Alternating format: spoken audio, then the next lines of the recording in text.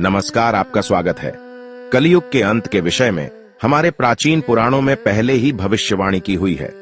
कलयुग का प्रभाव कैसा होगा, कलयुग में मनुष्य का व्यवहार कैसा होगा, कलयुग की स्त्रियां कैसी होगी, कलयुग में मनुष्य का आकार और आयु कितनी होगी, कलयुग में पाप और पुण्य की परिभाषा क्या होगी, कलयुग में मुक्ति पाने के कौन से मार्ग होंगे तथा कलयुग का अंत कैसे होगा आदि के विषय में हमारे प्राचीन पुराणों में कलयुग की भविष्यवाणी की गई है। भगवान श्री कृष्ण ने कलयुग की भयावहता का वर्णन गरुड़ जी के सामने किया है, जिसके बारे में प्राचीन गरुड़ पुराण में बताया गया है। तो चलिए जान लेते हैं कलयुग के बारे में की गई प्राचीन भविष्यवाणियां।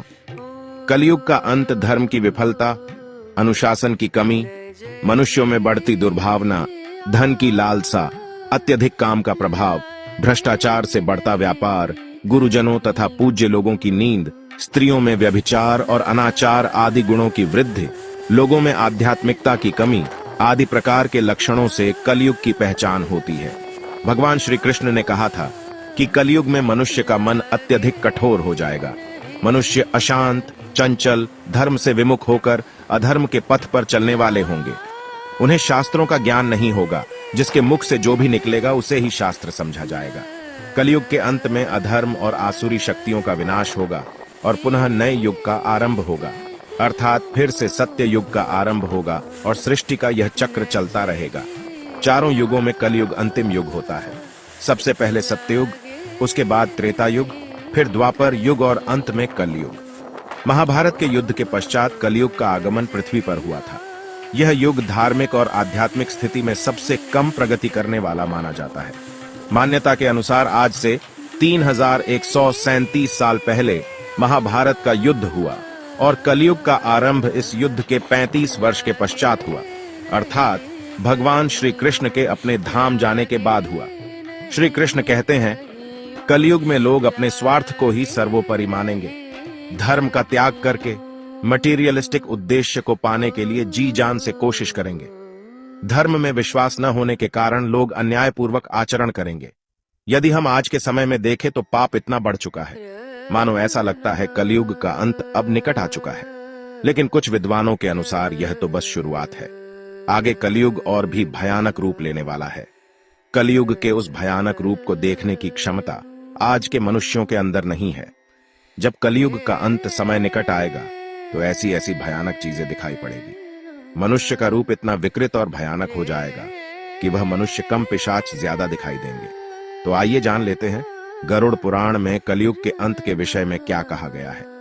गरुड़ पुराण के अनुसार एक बार गरुड़ जी ने भगवान श्री कृष्ण से पूछा, हे प्रभु, चारों युगों में कलयुग को ही सबसे भयंकर और दुख कारक माना गया है।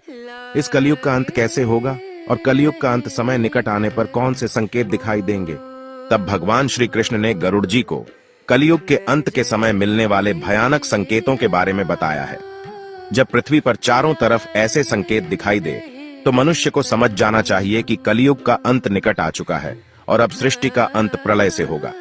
सबसे पहला संकेत, भगवान श्री कृष्ण के अनुसार कलयुग का अंत समय निकट आने पर मनुष्य की आयु घटकर केवल 20 वर्ष ही शेष रह जाएगी। 12 वर्ष की आयु में ही मनुष्य के बाल पक जाएंगे। उनका शरीर अत्यंत कमजोर और सफेद रंग का होगा। कलयुग में स्त्री 8 या 9 वर्ष की आयु में ही संतान को जन्म देगी।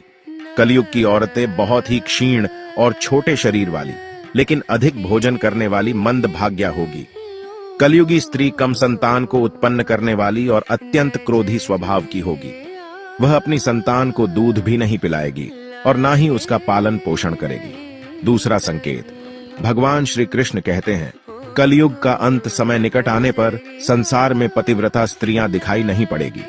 एक ही स्त्री कई पुरुषों से विवाह करेगी।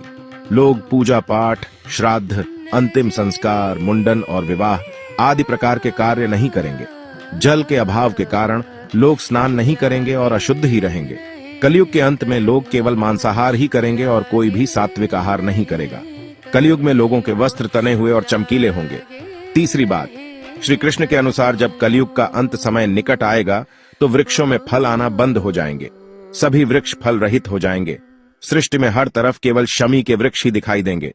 मनुष्य शाकाहार छोड़कर केवल मांस का ही भक्षण करेंगे। कलयुग का भोजन तामसिक और रोग उत्पन्न करने वाला होगा। इसी कारण से लोग जल्दी ही बूढ़े होकर मर जाएंगे। कलयुगी मनुष्य गाय की पूजा करना बंद कर देंगे। सभी गाय का मांस खाएंगे। गायों को केवल दूध और मांस के लिए ही पाला जाएगा। चौथी बात, कलयुग का अंत समय निकट आने पर अल्प वृष्टि होगी, अर्थात बहुत ही कम बारिश होगी। खेत अनाज नहीं उगा पाएंगे।